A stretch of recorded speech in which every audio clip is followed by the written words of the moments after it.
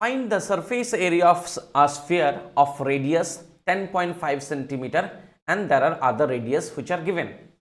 We know the surface area, formula for surface area of a sphere is 4 pi r square. Here r stands for radius, which is 10.5. Pi value is 22/7. Now substituting the value of pi and the radius over here, you can easily calculate the surface area of a sphere. As I take you to this slide, you can see the radius is 10.5. The formula used is 4 pi r square. Now substituting all the values over here, you see 4 into pi value 22/7 to the radius, which is 10.5 square.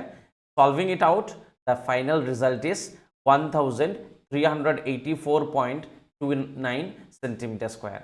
Similarly, you can solve the other problem as well by using the formula directly as you know the radius.